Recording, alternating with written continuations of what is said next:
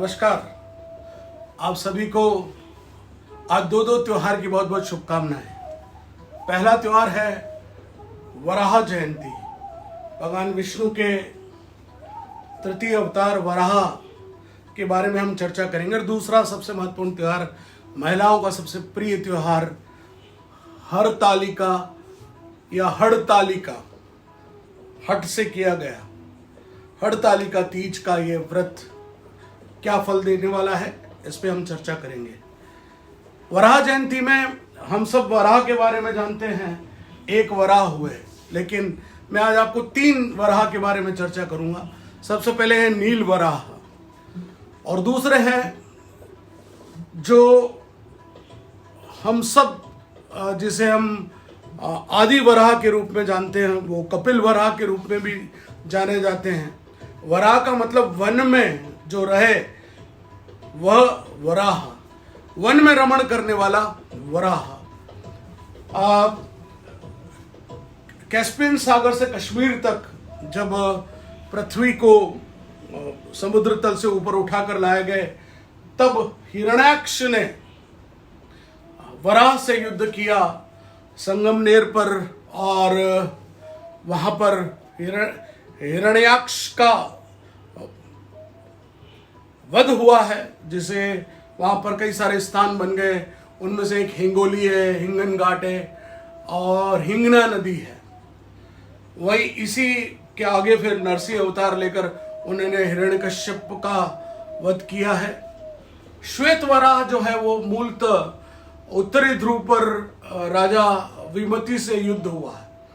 विमति तीर्थों में मारा गया, और तीर्थों में जब वो मारा गया तब उसके बेटों ने कहा कि हम इसका बदला लेना चाहते हैं। उन्होंने कहा तुम तीर्थों को नष्ट कर दो। तब भगवान ने इस वराह रूप में, श्वेत वराह के रूप में जन्म लेकर उत्तरी ध्रुव पर उन सब राक्षसों का वध किया, और उत्तर ध्रुव फिर ध्रुव को दिया। इसलिए ये तीसरे जो है वो श्वेत वराह है। तो ये तो मैंने संक्षिप्त में आपको बात की। अब बात करते हैं हरतालिका तीज की। 2 महिलाएं हैं, 2 देवियां हैं, अनुराधा और गिरिजा। गिरिजा और अनुराधा तपस्या करते हुए भगवान ने गिरिजा पर प्रसन्न होकर गिरिजा से के तप पर भरोसा करके उसको अपना विवाह के लिए तैयार हो गए। अनुराधा इस बीच तपस्या करती रही।